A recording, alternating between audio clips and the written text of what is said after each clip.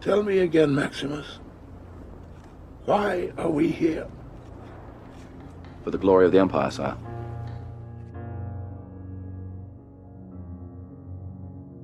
Sempre que te dominar a cólera ou a impaciência, lembre-te de que a vida humana é um instante, e breve estaremos todos debaixo da terra. A nossa raiva e a nossa pressa, elas vêm de um senso de importância, não só da nossa importância, como da importância das coisas, dos eventos, de muito que está fora do nosso controle. Nós temos prazos a cumprir, compromissos em que precisamos ir, metas de vida, planos, expectativas. Mas é isso que te causa raiva, é isso que te dá pressa e te faz impaciente. Mas você é apenas pó, você veio do pó e voltará ao pó. Então de que importa todo o insulto, a vergonha, a humilhação que você passa? As privações, os fracassos? É tudo efêmero, são coisas irrelevantes acontecendo com alguém que não é ninguém. Marcus Aurelius had a dream that was Rome, Proximo. This is not it. This is not it. Marcus Aurelius is dead, Maximus. We mortals are but shadows and dust. Você não é ninguém, é apenas um pequeno instante no tempo, que logo voltará a dormir debaixo da terra. E por isso nada é tão importante assim, que mereça sua impaciência, sua raiva e sua revolta. Por isso você deve contemplar a morte, lembrar-se dela, meditar sobre ela, ao invés de dar ouvidos àqueles que querem te dizer que você é muito importante e que por isso merece aquilo que eles querem te vender. Porque é esse senso de importância que te torna mais fraco pela dependência. Você depende não só dos outros, como dos eventos, daquilo que pode ou não acontecer. O que você deve fazer, na verdade, é o contrário. Tudo aquilo que está fora do seu controle, você deve aprender a amar, a aceitar. Essa é a verdadeira liberdade, a independência estoica. Não é estar livre de amarras para poder perseguir todos os seus desejos em qualquer direção. É justamente desejar aquilo que você já tem. As coisas como já são, a vida como ela é. Esse é o amor fati dos estoicos, o amor aos fatos. Ele é a via da apatheia, daquele estado de espírito em que nada é capaz de te mover, de produzir sensações em você sem que você permita.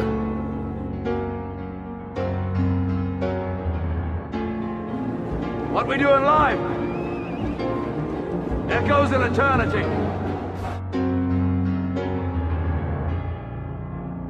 Os homens podem dividir-se em dois grupos: os que seguem em frente e fazem alguma coisa, e os que vão atrás a criticar.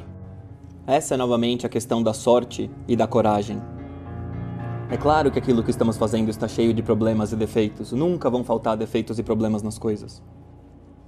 Mas alguém precisa fazer alguma coisa, tentar alguma coisa nova, desbravar, descobrir. E quanto piores estiverem as coisas, quanto mais razões mesmo você tiver para reclamar delas, mais é necessário que você, ao invés de reclamar, ajude ou vá tentar a sua coisa, fazer uma coisa nova, construir algo onde não há nada. É assim que o mundo surge. E não é simplesmente que você é essa pessoa, ou uma ou outra. É que essa é uma perspectiva, um jeito de encarar as coisas que te toma e do qual você tem que sair. E lembrar que você sempre pode voltar a ele. O que me lembra uma ideia do Epiteto, a de que a gente nunca sabe as histórias por trás das ações das pessoas. Então a gente sempre deve ser paciente e suspender o julgamento sobre eles, reconhecendo os limites do nosso entendimento. É muito fácil achar que não faz sentido aquilo que está sendo feito por alguém com outra pessoa. Mas, se você conhecesse a história deles, é possível que fizesse bastante sentido. Então, em geral, quando algo te parece estranho, absurdo, inaceitável, pense bem, se não é porque você não conhece a história por trás daquilo. Reconhecer a sua própria ignorância, quão pequeno, fraco e insignificante você é. Isso está no coração do estoicismo. Como diz Marco Aurélio, qual é a primeira coisa que deve fazer quem começa a filosofar? Rejeitar a presunção de saber. Porque não é possível começar a aprender aquilo que se presume saber. E é por isso que quando você vai conversar com alguém que está cheio destas certezas absolutas, a menos que essa pessoa esteja bastante disposta a conversar com você, seja sua amiga ou algo assim, provavelmente será uma discussão em vão. Porque discutir com alguém que está certo do que sabe, a menos que essa pessoa esteja também munida dessa lembrança, desse limite, que sim, sabemos muita coisa, mas em última instância mesmo, nada. Nós não sabemos nada. porque tudo o que nós sabemos são aproximações. E a gente nunca pode ter certeza de que aquele caso específico é o caso em que a aproximação vai nos fazer cometer o erro de julgamento. You find yourself alone, riding in green fields with the sun on your face. Do not be troubled, or you are in Elysium, and you're already dead! E sim, é muito fácil dizer só sei que nada sei, e nunca se comprometer com nada, se engajar com nada. Mas não é isso aqui, não é disso que se trata. É só que isso é uma questão da coragem. A coragem te salva de cometer esse erro. Isso não é um problema de quanto você acha que sabe, da sua convicção. Então, embora seja bom, útil e prático, pelo menos a curto prazo, estar completamente convicto de alguma coisa, que, na verdade, você não tem totalmente certeza. Mas foi melhor ter convicção porque você desempenhou a sua função mais eficientemente. O problema é que você começa a apoiar sua vida nessas convicções absolutas. E aí você perde de vista esse limite, que é o que você precisa ter. Só isso e não mais. Então, quando se trata de algo muito importante, você se lembra dessa pequenez. Que a gente não é nada, não sabe nada. A gente precisa saber o nosso lugar. É isso que significa o conhece-te a ti mesmo do oráculo de Delfos. Não é a ideia de você conhecer todos os seus sonhos e desejos e qualidades. É a ideia de você saber que você não é ninguém, que você, perto dos deuses, não é nada. Você é um mero mortal. I'm not afraid to die. I'm tired. I want to go home.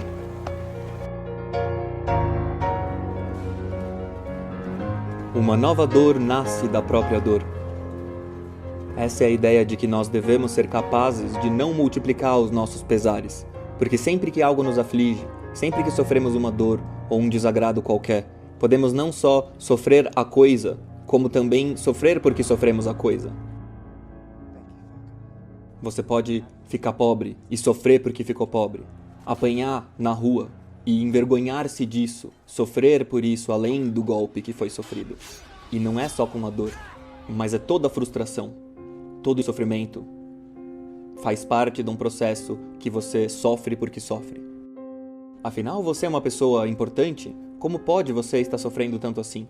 E daí isso te faz se sentir pior ainda, humilhado, indigno da sua própria condição.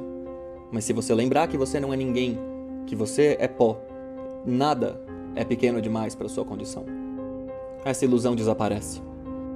Então tudo aquilo que te aflige deve parar em si mesmo, ao invés de entrar na sua mente e ficar sendo renovado, revivido e analisado, para que você não faça isso de criar uma dor de cada dor e de sofrer porque sofre. He did this to me so he would be king.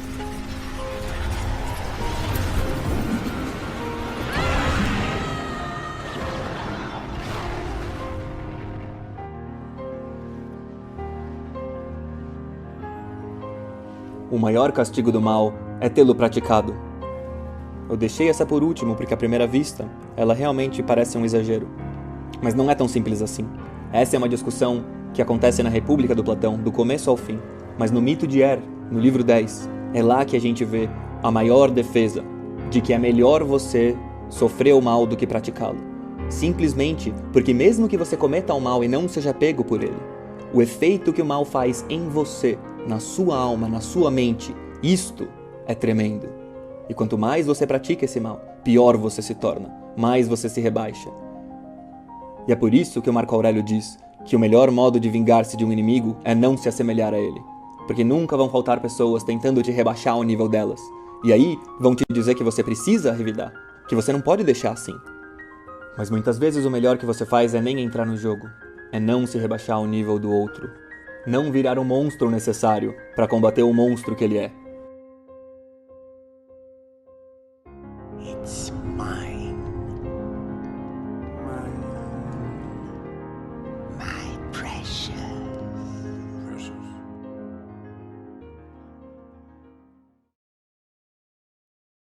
Spartans! Prepare for glory! Glory? Have you gone mad? There is no glory to be had now.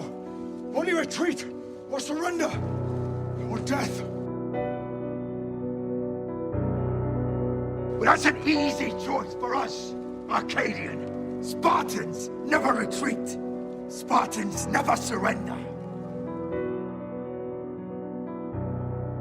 O que é estoicismo? Para que ele serve? A filosofia do estoicismo é mais uma medicina do que uma moral. Ela é um método de transformação e elevação do homem, cujo objetivo é nos tornar inabalável pela má sorte, pela dor e por tudo o que existe de ruim na vida.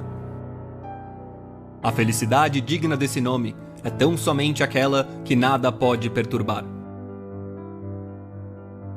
O estoicismo serve para ensinar o homem a se tornar sua própria fortaleza impenetrável.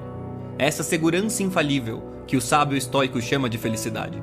E por isso é tão importante pensar no significado dessa palavra para os antigos em geral, e não só para os estoicos. É que o termo felicidade era usado de forma diferente no dia a dia deles. Enquanto para nós, a felicidade é algo privado, que cada um decide com seus próprios critérios se está sentindo ou não, para eles a felicidade era uma questão pública. Você não podia simplesmente declarar a si mesmo feliz com seus próprios critérios e querer que os outros aceitassem isso.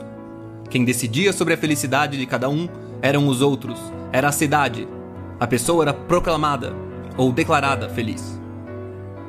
E em várias histórias antigas, no Heródoto, por exemplo, aparece a ideia de que, em última instância, só se pode proclamar um homem feliz ou infeliz depois de sua morte, quando for possível olhar para toda a sua vida e julgá-la direito. Paul Veyne resume o sentido que tinha essa felicidade da seguinte forma: um destino feliz seria um destino que fosse invejável por um homem honesto. Na mitologia grega, e até em Platão, eles contam sobre homens sábios que puderam escolher em qual vida iriam reencarnar, tendo sido oferecidas a eles diversas opções. Esses sábios não escolhiam a vida dos reis, dos poderosos. Eles valorizam a vida do homem comum, que vive uma vida decente, numa época boa da sociedade. Então a gente tem primeiro esses dois sentidos de felicidade. O nosso, que é o sentimento privado de felicidade, e o deles, que é a declaração pública da felicidade de um homem, é a reputação digna do nome felicidade. E aí para os antigos a questão se torna quem é digno de ter o nome felicidade imputado a ele. Quem é digno de ser declarado feliz? E aí que os estoicos, mas também Sócrates, Platão, Aristóteles e outros, surgem para discordar do povão. Godspeed, Leonidas.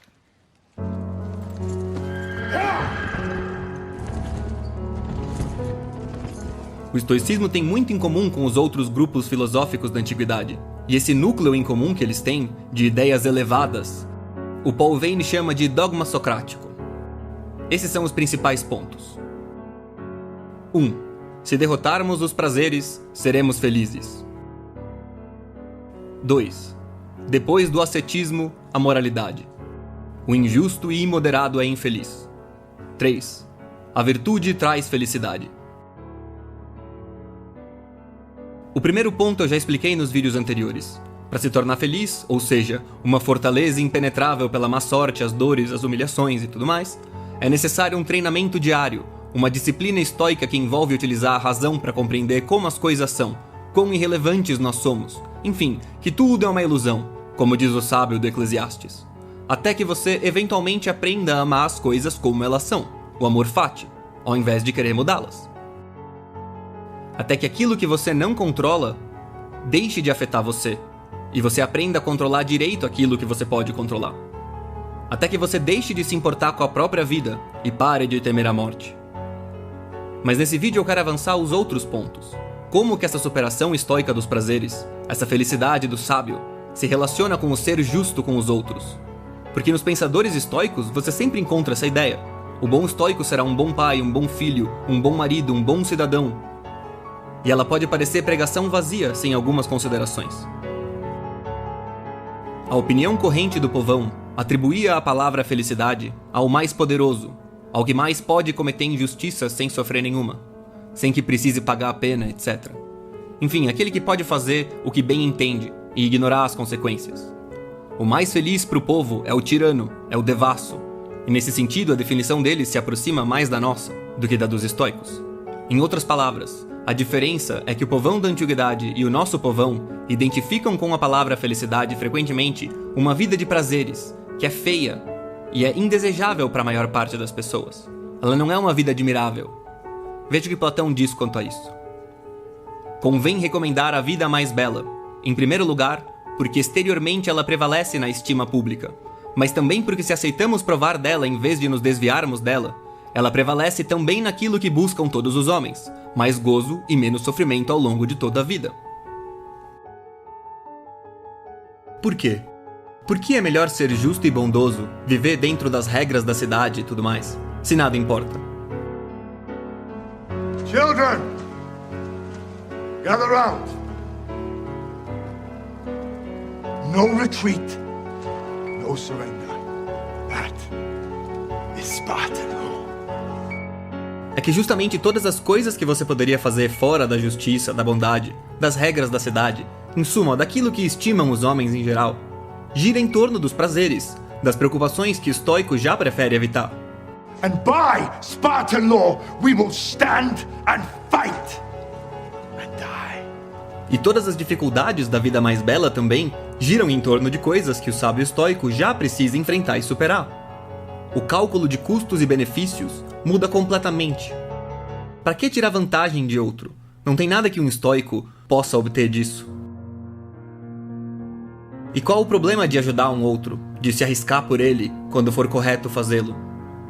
Que você perderá a vida? Que te custará dinheiro? Nada disso importa. Nunca vai faltar gente para te dizer, para não se importar com o que dizem os outros. Mas é necessário entender que isso não significa simplesmente ignorar o que incomoda todo mundo, ignorar o que é admirável e o que é condenável e tudo mais. Isso significa justamente saber essas coisas de antemão, ou perguntá-las a pessoas decentes, e aí ignorar o falatório inútil do povo, das inimigas e tudo mais. É saber reconhecer as coisas pelo que elas são, não pelo que dizem que elas são. É saber reconhecer quem tá mentindo e tudo isso.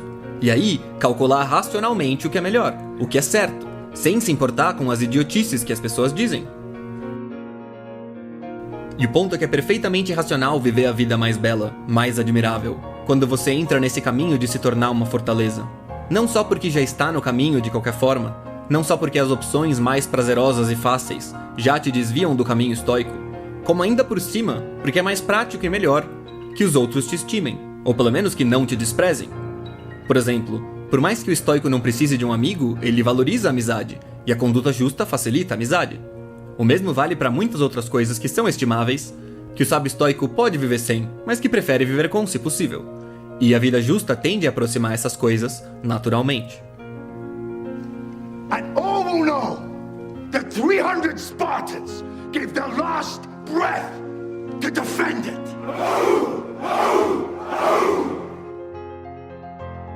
Por último, eu acho bom fazer uns comentários sobre a palavra natureza no estoicismo, porque ela também, como a palavra felicidade, tem suas nuances.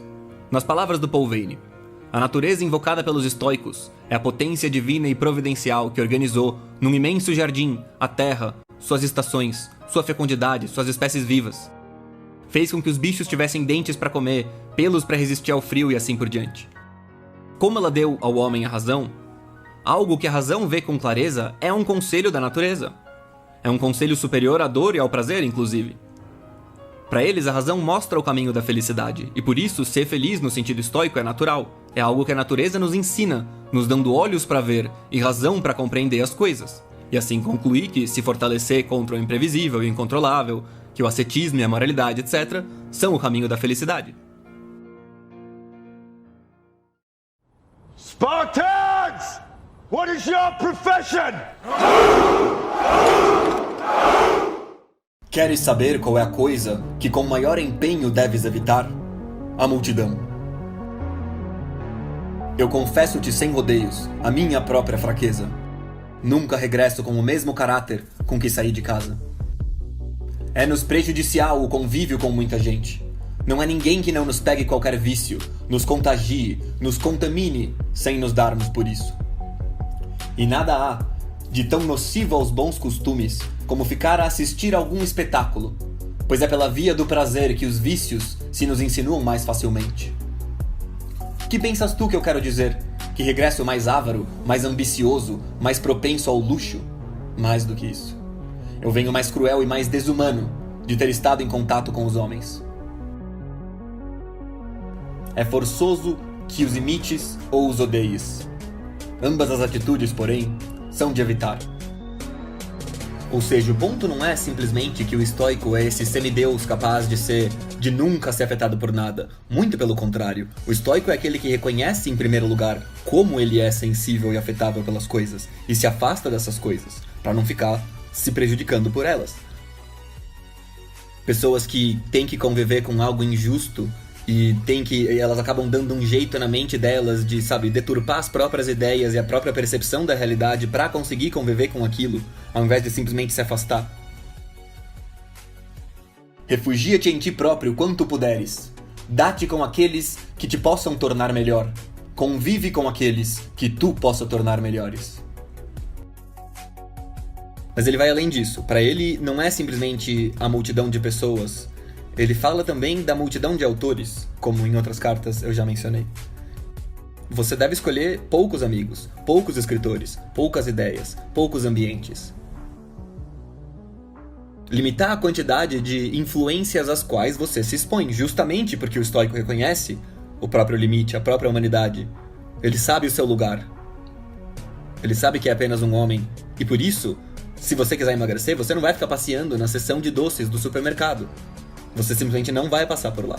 Isso é o que o estoico vai fazer. É melhor simplesmente passar longe e reconhecer que o melhor dos estoicos tem um corpo semelhante ao do pior dos depravados. A carne é fraca. E um ponto interessante também que ele faz nessa carta é sobre os espetáculos de atrocidades. E dá pra comparar com outras coisas de hoje em dia, né? Mas ele tá falando de quando jogam os homens aos leões, os gladiadores e tudo mais. É uma atrocidade horrorosa. E aí as pessoas que vão lá assistir e se deliciar justificam estarem lá vendo a atrocidade, dizendo: mas ele fez coisas horríveis, ele é um assassino, veja o que ele fez, pra justificar que aquilo devia estar acontecendo ali. E o Sêneca responde: beleza, ele é um assassino, mas o que você fez, seu animal, pra você estar aqui vendo esse negócio? Qual foi o seu crime pra você receber a punição de estar aqui vendo um negócio tão horrível? E eu acho que isso se aplica também num nível menor, talvez. Hoje a gente fica cismando com o crime alheio, entendeu? Como que aquela outra pessoa vai sair impune pelas coisas que ela fez, que absurdo, não pode ficar assim. E você vai ficar remoendo o crime e a situação horrível e a cena horrível na sua cabeça, sendo que você nem fez nada. Foi outro que fez o crime, ele que sofra, ele que lute.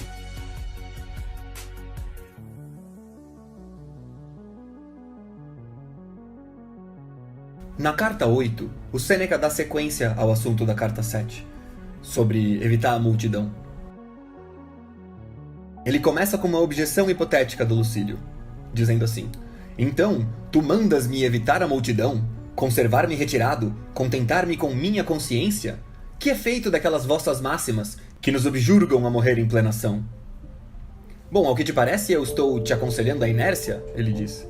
Mas ele responde: se eu me recolhi em casa e fechei as portas, foi para ser útil a um maior número. Nenhum único dia me chega ao fim na ociosidade.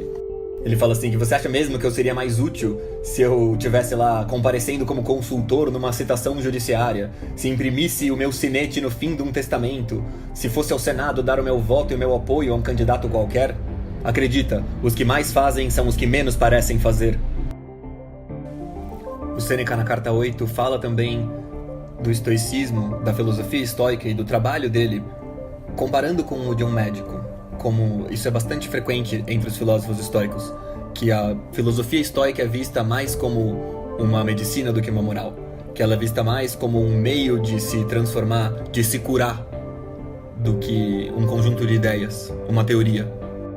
Ele descreve assim o que ele faz: indico aos outros o caminho justo que eu próprio só tarde encontrei, cansado de atalhos. Vou gritando: evitai tudo quanto agrade ao vulgo, tudo quanto o acaso proporciona. Diante de qualquer bem fortuito, parai com desconfiança e receio.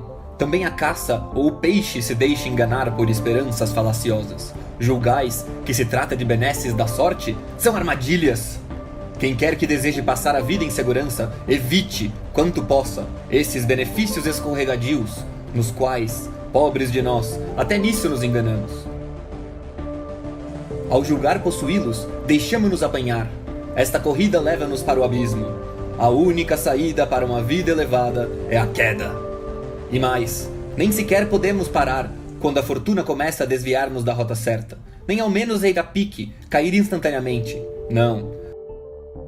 A fortuna não nos faz tropeçar, derruba-nos, esmaga-nos. Prossegue, pois, um estilo de vida correto e saudável, comprazendo o corpo apenas na medida do indispensável à boa saúde. Mas há que tratá-lo com dureza, para ele obedecer sem custo ao espírito. Limite-se à comida, a matar a fome, a bebida, a extinguir a sede, a roupa, a afastar o frio, a casa, a servir de abrigo contra as intempéries.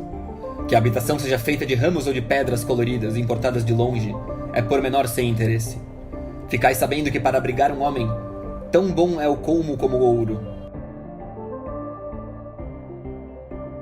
Desprezai tudo quanto, com supérfluo trabalho, se acrescenta para ornamento e decoração. Pensai que só o espírito merece admiração. E ele termina com uma outra citação do Epicuro, que diz assim: deves ser servo da filosofia, se pretendes obter a verdadeira liberdade. E ele se justifica também, falando: talvez você queira me perguntar por que razão eu cito tantas máximas do Epicuro em vez de extrair dos nossos autores. Porque o Epicuro não é um estoico. Ele diz: por que motivo, porém, deveremos considerá-las de Epicuro e não propriedade de todos? Quantos poetas há que já disseram o que os filósofos ou já disseram também ou hão de dizer um dia?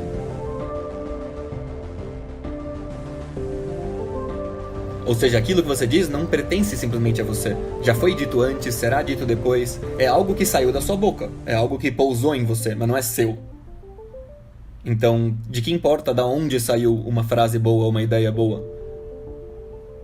Se ela saiu também de outros milhares de lugares e vai sair de outros milhares de lugares de novo.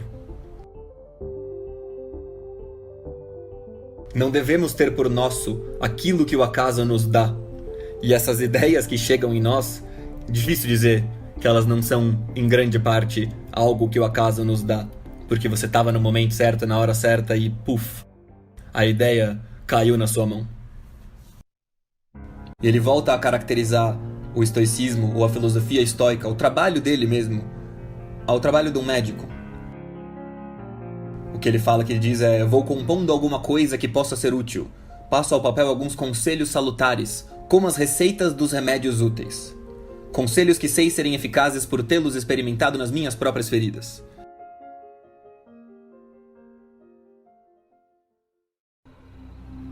There is no justice. Not in this world.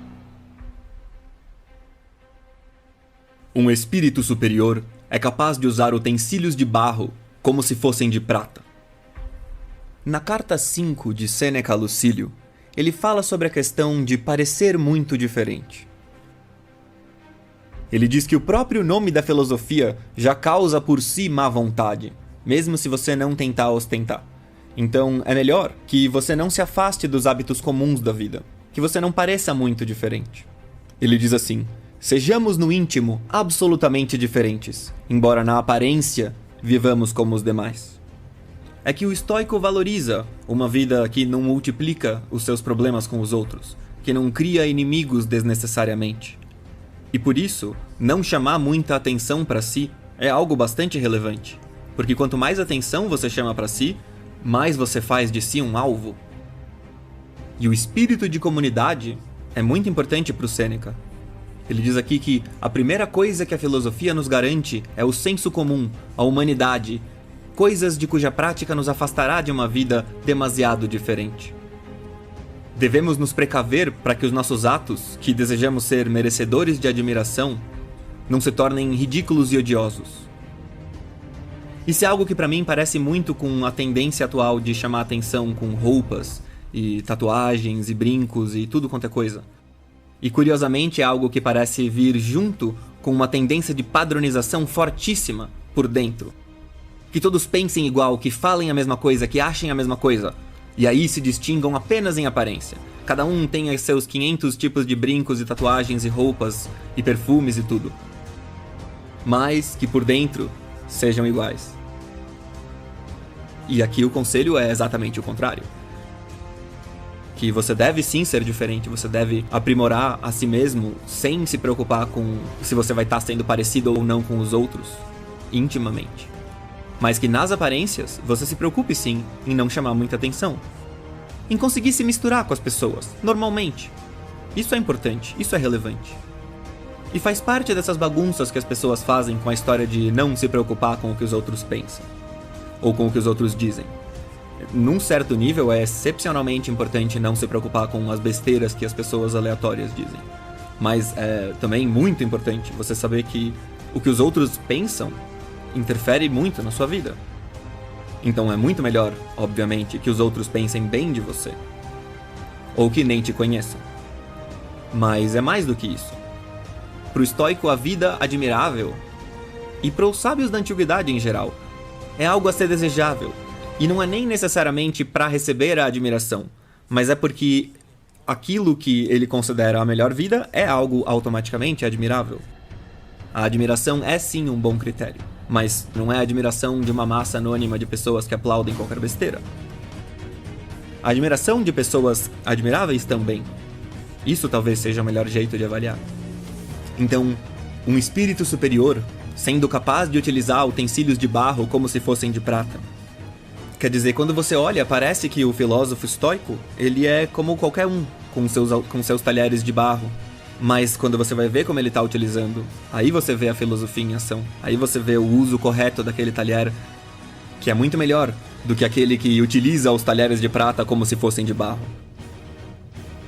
Ou seja, de que adianta você se distinguir completamente por fora, parecer um diferentão, mas por dentro você é igual a qualquer um. A pessoa senta com você para conversar e é tudo previsível, mundano. Que graça tem conversar com alguém que você mesmo poderia ter escrito o roteiro das respostas que ela dá? É como se ela fosse um personagem escrito às pressas, com um diálogo decorado. E como de costume, ele termina a carta com uma máxima de outro. Como ele fala que é bom você visitar os jardins alheios como um batedor, que você leia outros autores e pesque deles algumas ideias interessantes e úteis.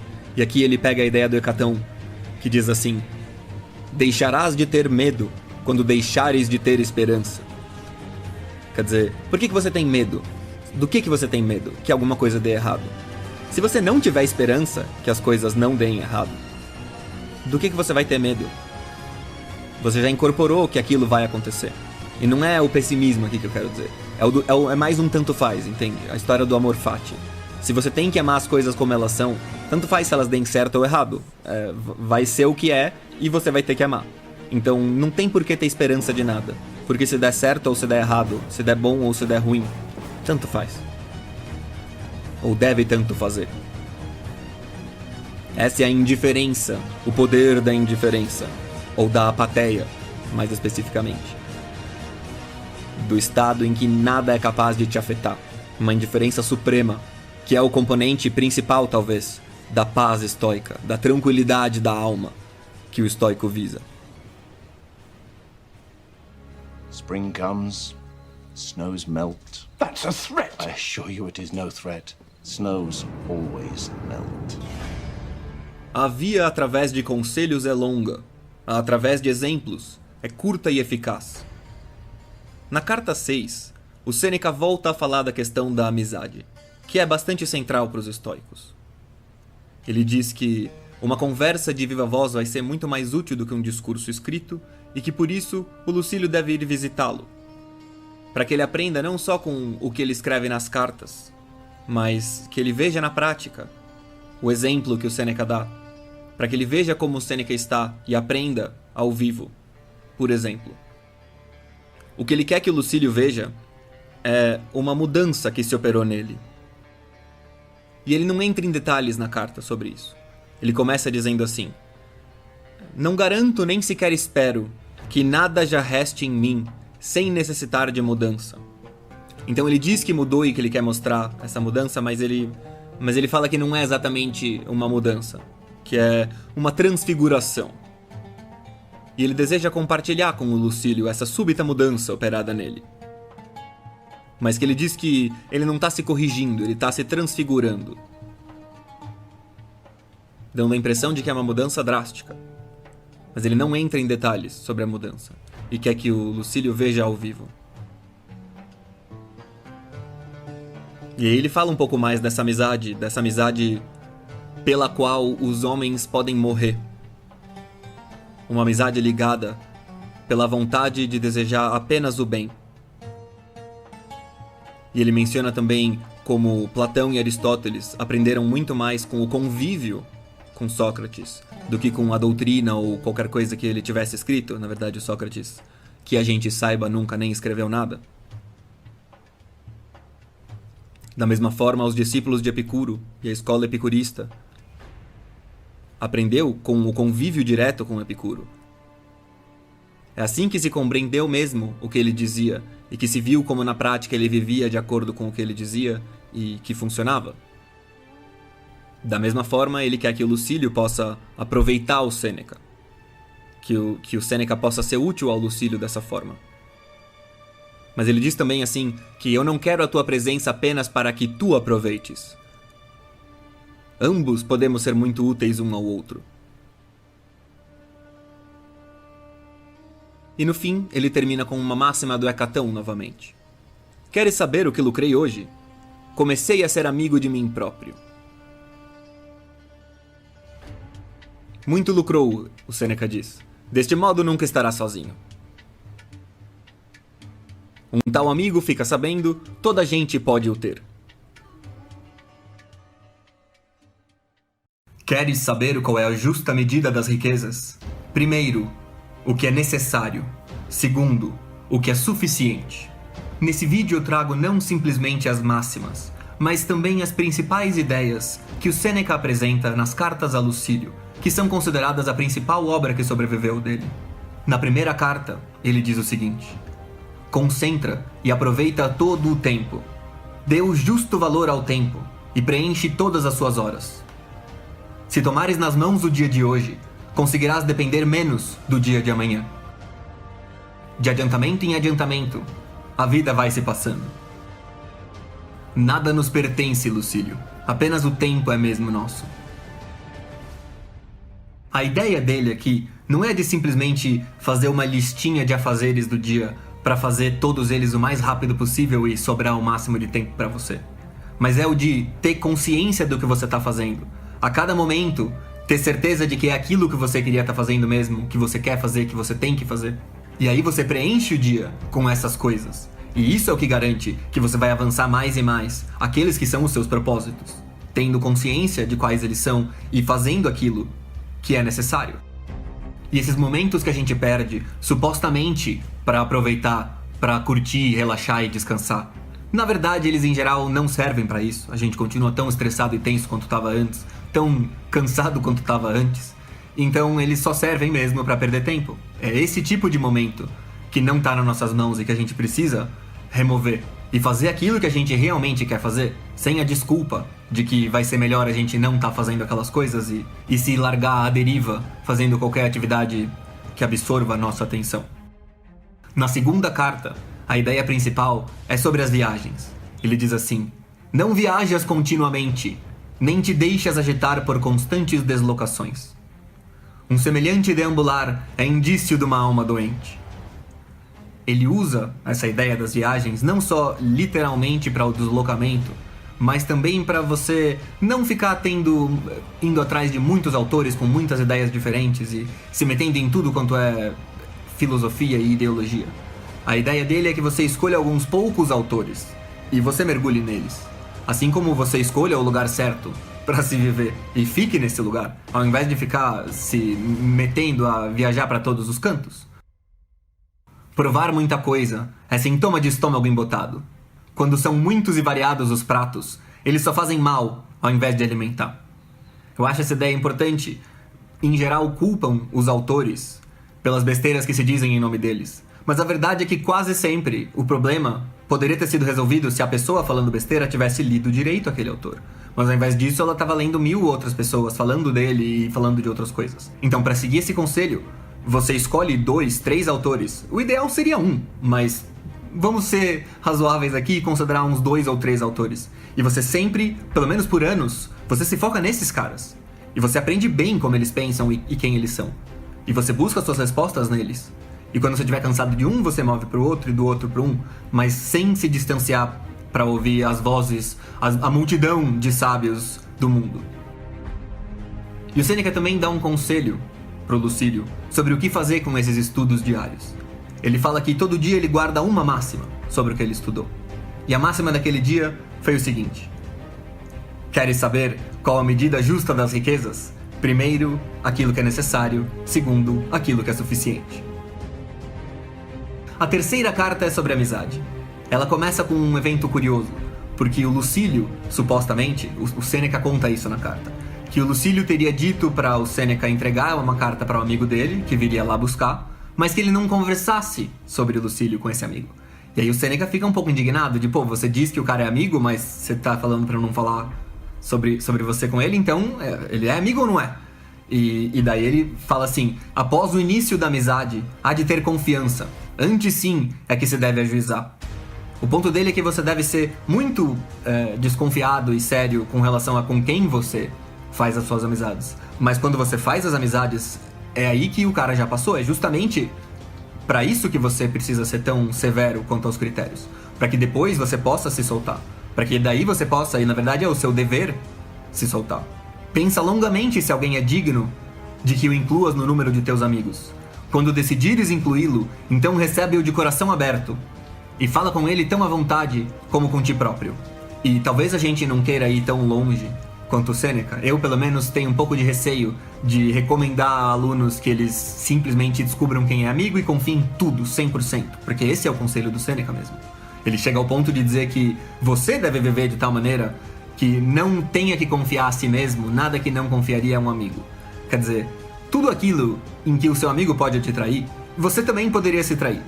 Talvez isso seja extremo, talvez seja uma sabedoria que, numa investigação mais profunda, a gente perceberia que ele está mais certo do que parece.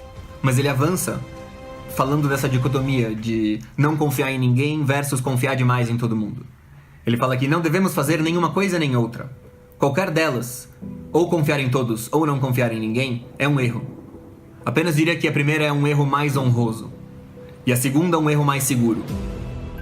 Ele fala disso o seguinte: houve quem se refugiasse na escuridão, com a ideia de que tudo quanto está em plena luz é marcado pela confusão.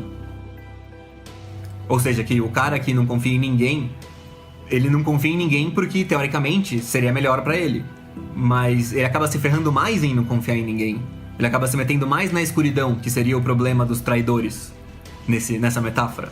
Porque o cara que não quer ter nenhum amigo e não confia em ninguém, o medo dele é o de ser atacado pelas costas. Só que o cara que não tem nenhum amigo acaba sendo tão fácil de atacar pelas costas quanto o cara que tem todos os amigos do mundo e fica sendo esfaqueado por eles, saca? Então a ideia é um caminho mais intermediário, de você achar bem em quem você deve confiar, e a eles você expõe as costas, sim. Caso contrário, você vai acabar se ferrando do mesmo jeito. A quarta carta fala da morte.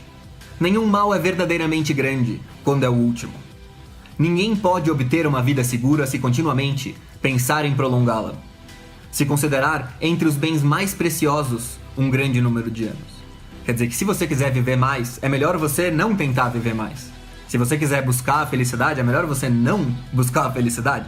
Isso tem a ver com um ponto que eu trouxe em outros dos meus vídeos de estoicismo já, de como quanto mais você teme a sua vida, mais vulnerável e fraco você se torna.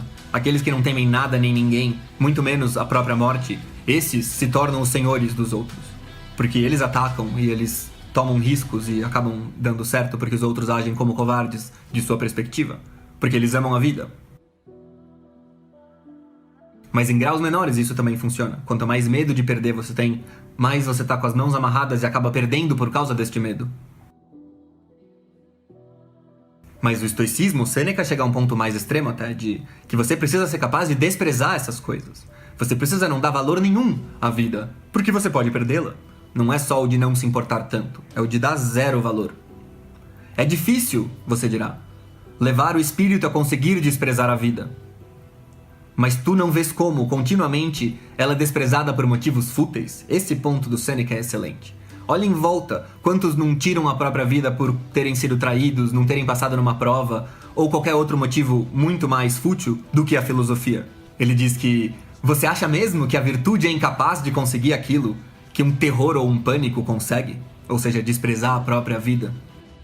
Se queres ter uma vida agradável, deixas de te preocupar com ela. Nenhum objeto dá bem-estar ao seu possuidor, senão quando este está preparado para ficar sem ele. Você só é capaz de apreciar algo quando você entende e aceita que você vai perder esse algo, que ele não é eterno.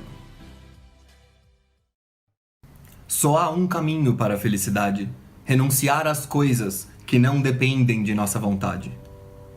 Nesse vídeo eu vou trazer máximas do Epiteto, que é considerado um dos principais estoicos da história. Na mesma direção que essa primeira máxima, a gente tem outras. Queiras ser livre.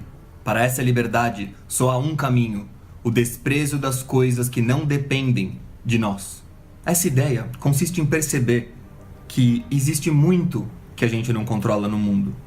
E se a nossa felicidade depender dessas coisas, a gente não vai ter nenhum controle sobre a nossa felicidade. O caminho para a felicidade é parar de se preocupar com as coisas que estão além do nosso poder. Muito está no nosso controle daquilo de que depende nossa felicidade. Não busqueis a felicidade fora, mas sim dentro de vós. Caso contrário, nunca a encontrareis. O desejo e a felicidade não podem viver juntos.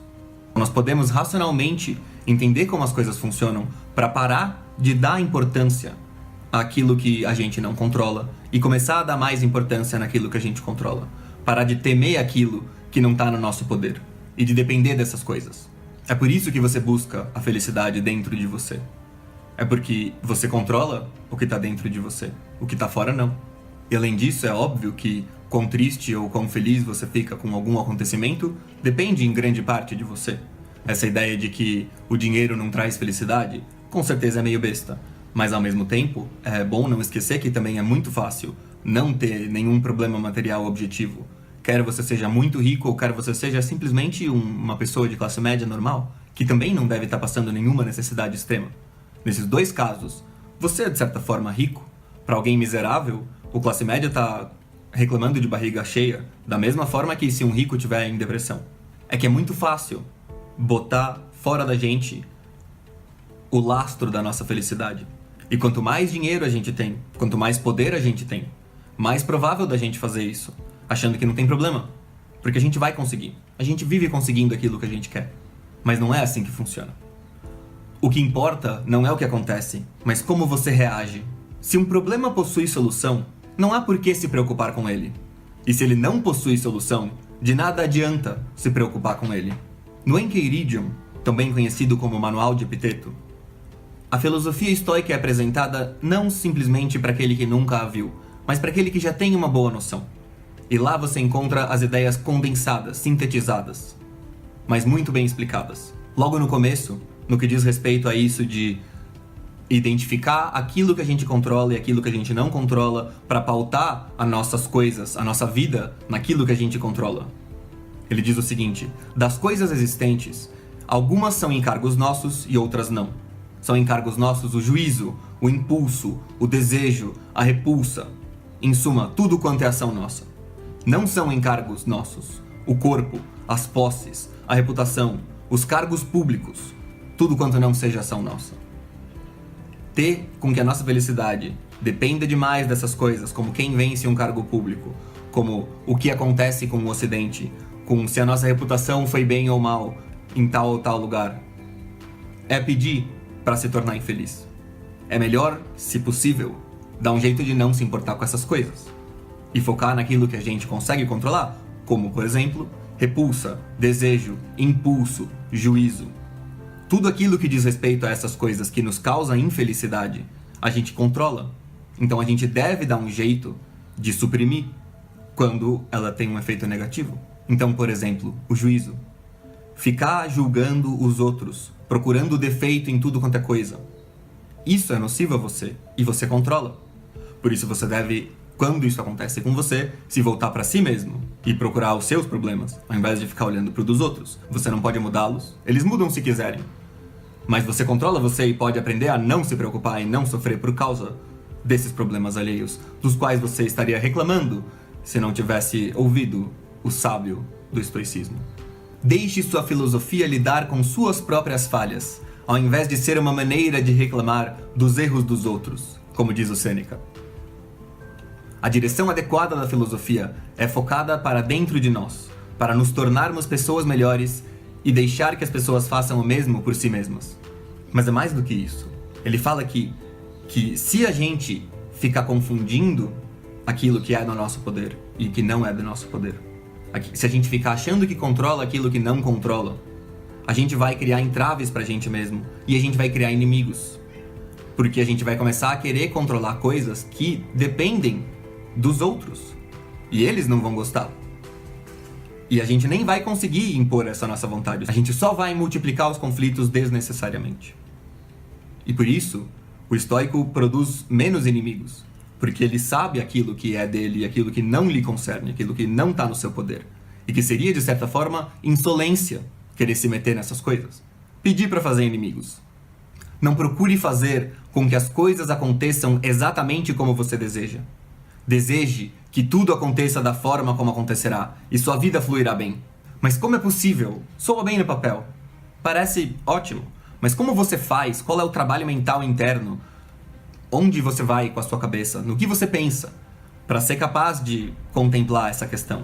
Para ser capaz de não só aceitar, como amar as coisas como elas são. A melhor forma que eu pessoalmente tenho é de fazer o máximo possível para contemplar causas e efeitos das coisas. Sempre que você pensa uma coisa que você não gosta, que você percebe algo que você acha que não devia ser assim, você pensa, por que é assim? Como que chegou até aí? E aí você vai encontrar coisas que você gosta na causa daquilo que você não gosta. E daí você vai perceber por que aquelas causas não vão embora. É porque você não quer, é porque outros não querem. E você vai começar a perceber como tudo está interligado. Aquilo que você gosta e aquilo que você não gosta. As coisas são como são. Você pode aprender a apreciar a complexidade de como elas se relacionam.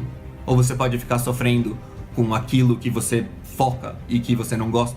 Como se o que você gosta não tivesse nenhuma relação com aquilo. Mas o primeiro vai te trazer muito mais tranquilidade e por isso é recomendável pelo sábio. Contemplar a beleza do funcionamento das coisas. É melhor tropeçar com os pés do que com a língua, escreveu Zenão. Você sempre poderá se levantar, mas lembre-se, o que foi dito não pode ser desfeito. As coisas não inquietam os homens, mas suas opiniões sobre as coisas. Por exemplo, a morte nada tem de terrível em si, mas as opiniões dos homens sobre a morte os afligem, os amedrontam, os assombram. Mas como pode o estoico dizer isso tão tranquilamente? A questão é a seguinte: para o estoico, tudo aquilo que é realmente um problema é dor, é fome, são essas coisas materiais palpáveis que são relacionadas à carne, e essas coisas não vão estar presentes quando o seu corpo perecer. O que quer que aconteça não é algo que você deve temer. Isso já está resolvido. Você não vai poder coexistir ao mesmo tempo em que estes problemas, que são os únicos reconhecidos como legítimos pelo estoico, os outros ele aprende a lidar. Porque ele consegue. Então, a morte nada tem de temível para o estoico. É a ação de quem não se educou a acusar os outros pelos seus próprios erros. De quem começou a se educar é acusar a si próprio. Mas de quem já se educou é não acusar os outros nem a si próprio. Porque as coisas são como são. Quando você compreende em geral, você não acusa, você entende. Você sabe por que aconteceu. A acusação ela carrega consigo algo de espanto, de não se conformar com como as coisas aconteceram, de achar que deveria ter sido de outra forma. Quando você compreende as causas dos efeitos, você sabe que não poderia ter sido de outra forma. E em geral você está implicado nisso, ou poderia ter estado, por causa das suas preferências.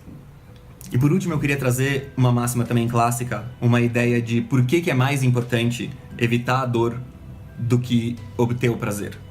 Ele fala o seguinte: lembra que o propósito do desejo é obter o que se deseja. E o propósito da repulsa é não se deparar com o que está se tentando evitar. Mas quem falha no desejo, quer dizer, quem não consegue aquilo que quer, só não conseguiu o que quer, é um não afortunado. Mas aquele que se depara com aquilo que não queria se deparar, esse é um desafortunado mesmo. É bem pior se deparar com aquilo que você não quer do que você simplesmente não ter aquilo que você quer. Por isso é mais importante se focar em não ter dor do que focar em encontrar prazer. Esse é um dos primeiros pontos. Mas é claro, existem muito mais razões. Quem despreza a própria vida é absoluto senhor da tua. Nesse vídeo eu vou falar de uns conselhos e umas máximas estoicas que eu tirei do Sêneca nas cartas a Lucílio.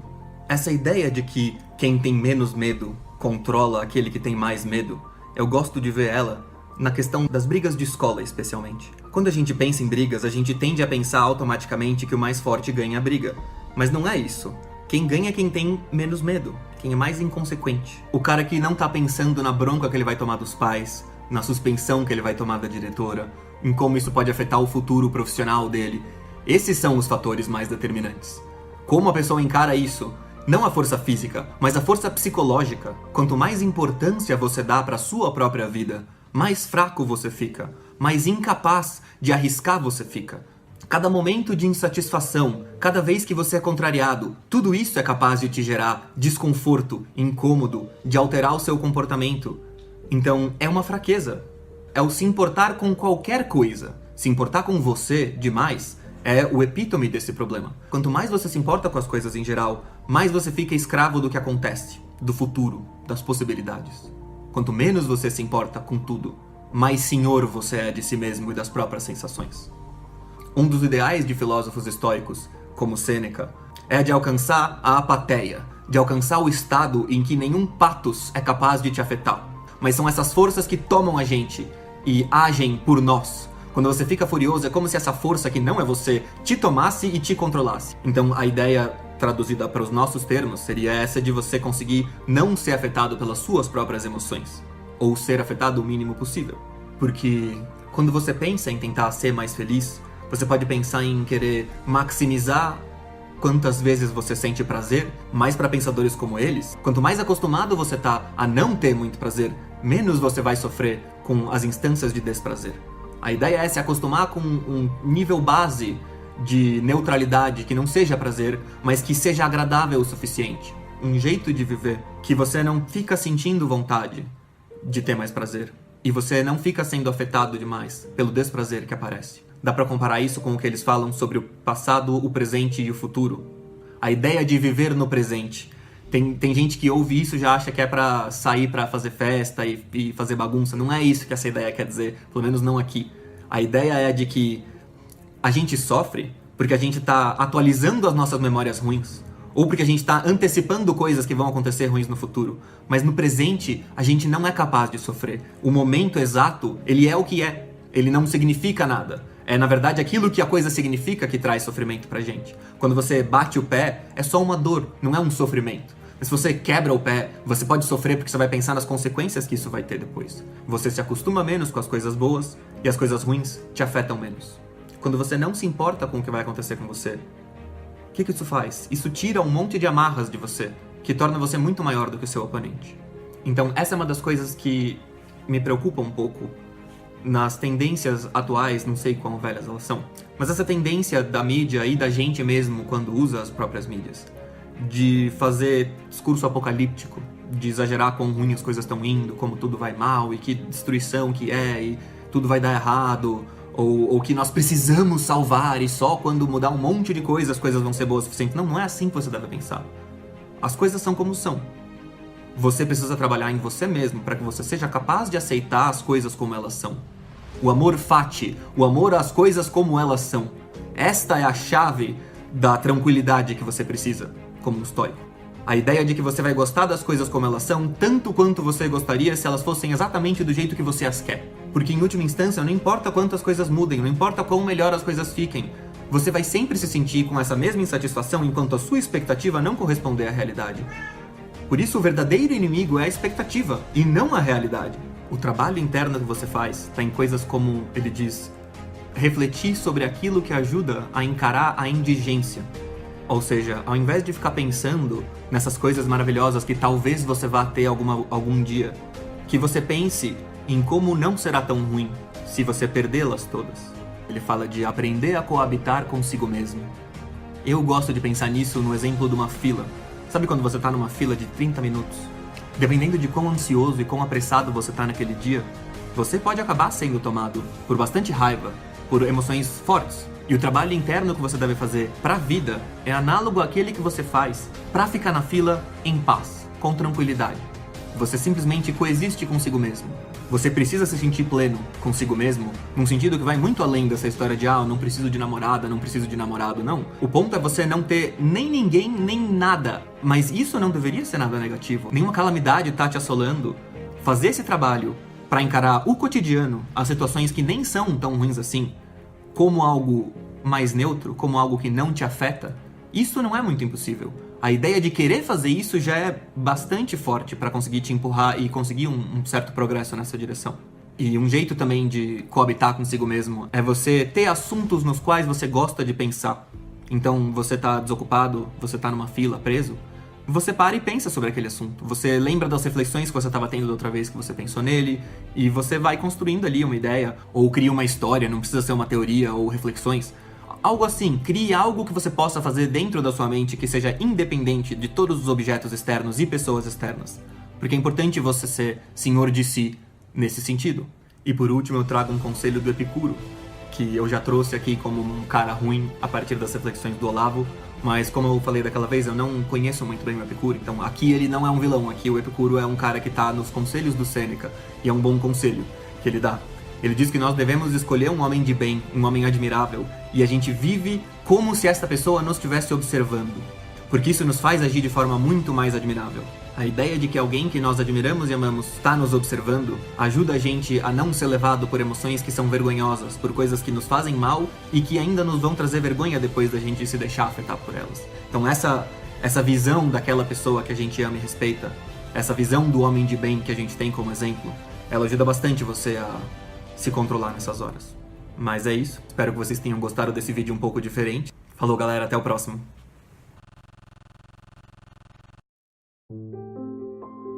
Não te digas filósofo nunca, nem fales em máximas na presença de ignorantes, mas age de acordo com essas máximas. Assim, num banquete, não ensines como é preciso comer, mas come de maneira conveniente. A felicidade não consiste em adquirir nem em gozar, mas sim em nada desejar. Consiste em ser livre. Se não tens vontade de ser frustrado jamais em teus desejos, não desejes senão aquilo que depende de ti. Tomarias ser livre e senhor de ti mesmo, para o que há um só caminho, que é o desprezo de todas as coisas que não estão na nossa mão. Se você não pode falar bem de uma pessoa, é melhor não dizer nada. Livre é o que tu queres ser. Ora, só um caminho há para que alcances esse estado de liberdade, o menosprezo pelas decisões que de nós não dependem. Não tente fazer com que os fatos aconteçam como você quer, mas deseje que aconteçam como eles acontecem, e você se sairá bem.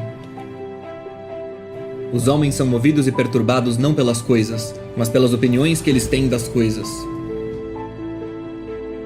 Não te alongues a contar as tuas façanhas, nem os perigos que terás passado. Não podes querer que os outros tenham tanto prazer em escutar-te, como tu em contá-los. Não há que ter medo da pobreza nem do desterro, nem do cárcere, nem da morte. Do que há que ter medo é do próprio medo.